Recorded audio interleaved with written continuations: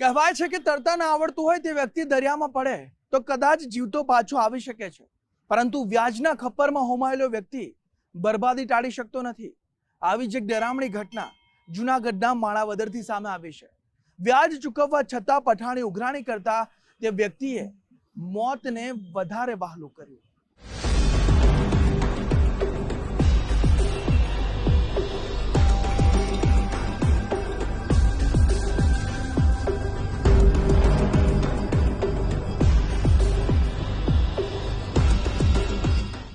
ગુજરાત સરકાર અને પોલીસ વિભાગ બેફામ બનેલા વ્યાજખોરો સામે વારંવાર આક્રમક કાર્યવાહી કરે છે. અધધ વ્યાજ વસૂલવાના દૂષણને નાથવા માટે પોલીસ વિભાગ છાશવારે શિક્ષાત્મક પગલાં ભરે છે, પરંતુ દરેક થોડાક દિવસોએ ગુજરાતના કોઈને કોઈ વિસ્તારમાં વ્યાજખોરીના ત્રાસના કારણે જીવન ટૂંકાવવાના બનાવો સામે આવતા રહે છે. જૂનાગઢ જિલ્લાના માણાવદર તાલુકાના નાનડિયા ગામના યુવકે વ્યાજખોરીની ધમકીઓથી કંટાળીને જીવન ટૂંકાવી લીધું. માણાવદરના નાનડિયા ગામના યુવક ગુંજન ઉર્ફે મેરકાને ઝેરી દવા પી લીધી. 30 વર્ષીય મૃત યુવકે ખેતીના કામ માટે જરૂરિયાત હોવાથી 4 લોકો પાસેથી 5 લાખ રૂપિયા વ્યાજે લીધા. આ ઈસમોને ગુંજને સમયસર વ્યાજ ચૂકવ્યું છતાં માથાભારે ઈસમોની દાદાગીરી યથાવત રહી. આ અસામાજિક તત્વો વ્યાજ ઉપર વ્યાજ ચડાવીને પઠાણી ઉઘરાણી કરી ધમકીઓ આપવા લાગ્યા. મૃતક ગુંજનની પારિવારિક ખેતીની વિશાળ જમીનનો ડરાવી ધમકાવીને દસ્તાવેજ પોતાના નામે કરાવી લીધો. મૃતકના પિતાએ નોંધાવેલી ફરિયાદ મુજબ વિરેન્દ્ર વિરોજા નામના ઈસમે ઊંચું વ્યાજ વસૂલ્યા બાદ પણ ચેક રિટર્ન થયાનો કેસ દાખલ કરી દીધો.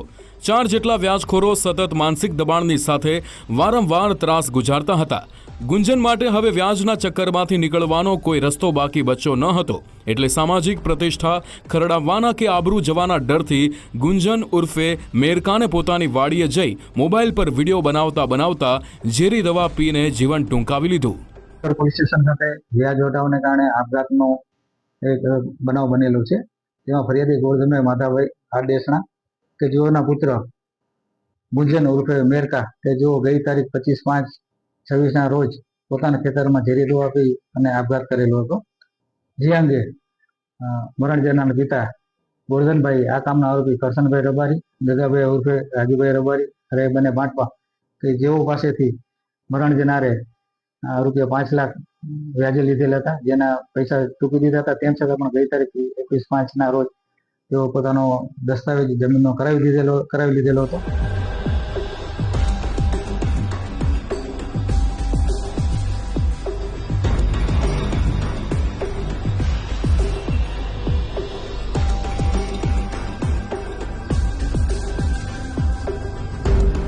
મૃતક ગુંજન ઉર્ફે મેરકાના પિતા ગોરધનભાઈએ નોંધાવેલી ફરિયાદના આધારે માણાવદર પોલીસે કરશનભાઈ રબારી, ગગાભાઈ રબારી, વિરેન્દ્ર વિરોજા અને પ્રવીણભાઈ નામના ઈસમો વિરુદ્ધ ભારતીય ન્યાય સંહિતા તેમજ ગુજરાત નાણાં ધીરધાર અધિનિયમ હેઠળ ગુનો નોંધીને આગળની તપાસ હાથ ધરી છે.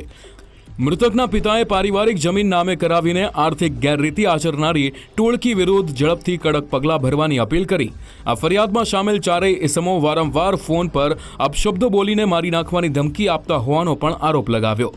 તે જ રીતે આરોપી વિરેન્દ્ર જમનાદાસ વિરોજા રહે નાનડિયા કે જેઓ પાસેથી પણ તેમણે 20% વ્યાજે લીધેલા હતા. તેમજ પ્રવીણભાઈ કે જેઓને પણ તેઓની પાસેથી 6 લાખ રૂપિયા પરત માંગવા માટેના વ્યાજના અવારનવાર ધમકીઓ આપતા હતા. જે અંગે મરણ જનાર ગઈ તારીખ 25/5 મરણ ગયે. જે અંગે ફરિયાદીએ ઉપરોક્ત 4 આરોપી વિરુદ્ધ ફરિયાદ આપતા માણાવદર પોલીસ સ્ટેશને ગુનો દાખલ કરી અને આગળની તપાસ હાથ ધરી છે.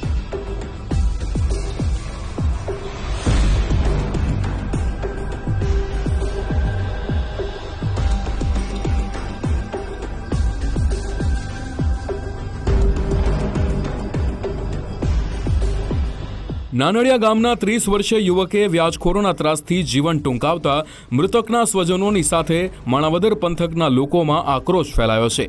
માણાવદર પોલીસે મૃતકના મોબાઈલ ફોનના આધારે ડિજિટલ લેણદેણ અને ધમકીભર્યા ફોન કે મેસેજ અંગે વિગતવાર તપાસ હાથ ધરી છે. આ અંગેના યોગ્ય પુરાવા મળતા જ ફરિયાદમાં સામેલ 4 ઇસમો સામે કડક પગલાં લેવાનું પોલીસે મૃતકના પરિવારજનોને આશ્વાસન આપ્યું છે. રૂપિયાના ચક્કરમાં કોઈ વ્યક્તિ જીવ ગુમાવે તે તંદુરસ્ત સમાજ વ્યવસ્થા માટે ચિંતાજનક છે. અતુલ વ્યાસ, ગુજરાત ફર્સ્ટ, જૂનાગઢ.